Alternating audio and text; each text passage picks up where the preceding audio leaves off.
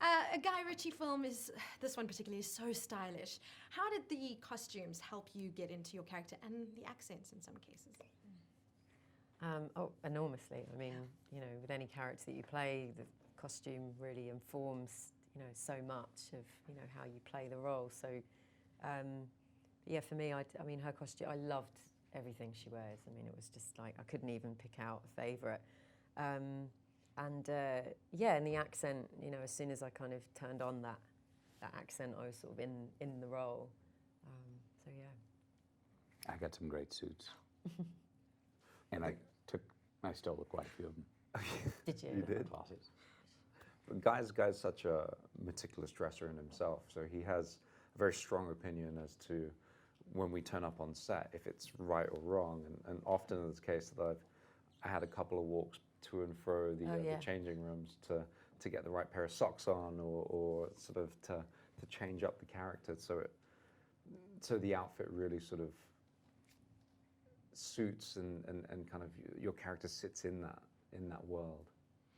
And your characters are also all very against type, so to speak, especially you, Henry and Michelle. I mean, what was your in into understanding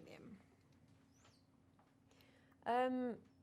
I feel like I really got her quite quickly. On first reading, I thought, yeah, I think I know how to do this.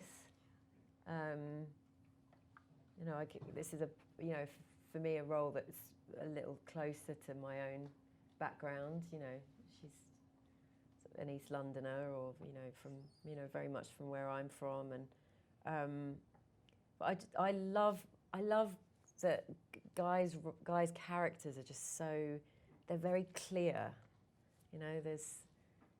They're very confident, and that really comes out off the page actually when you first read it. So it's I don't know. I didn't find any difficulty kind of trying to find her, which you can sometimes do. In some jobs you're spending a lot of time kind of figuring out who they are. But for this, it was pretty straightforward.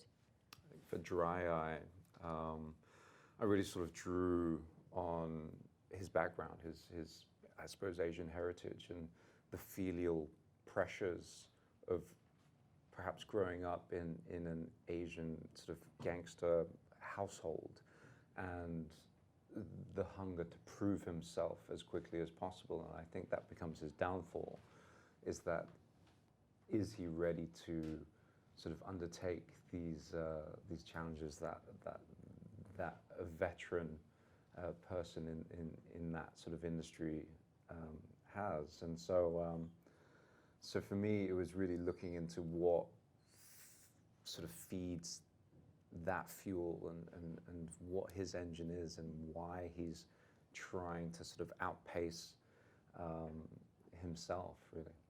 Matthew, I mean, how do you prepare? There's so many great lines in this, but how do you prepare for a Guy Ritchie film knowing that anything could happen on set?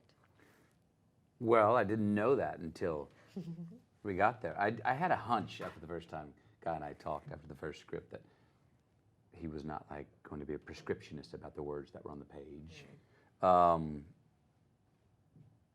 And then it's about, I learned very quickly, okay, do not get locked in to any certain dialogue. Know what it's about, know what you want, and then be able to riff and rhyme. And it's lyrics. He's listening, Guy's listening for a certain meter of the music of the speech. Now, mind you, I'm the lone American in the story, but there's a meter to the speech and a meter to the words, and there's not a lot of mincing of words. It's not big on a lot of adjectives and adverbs. Wants to get to the point very quickly. And for my man Mickey, a man who the consequences are very clear, and they're death or not. So it's very clear, the rules.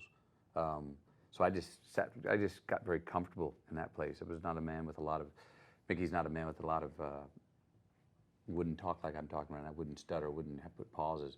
And there's no wasted movement or wasted words with Mickey.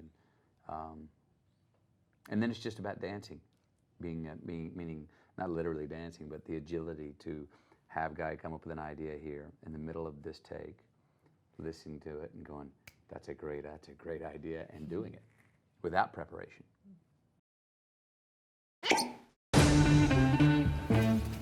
Sweet Mary Jane is my bicycle. 400 million is a fair to generous asking price.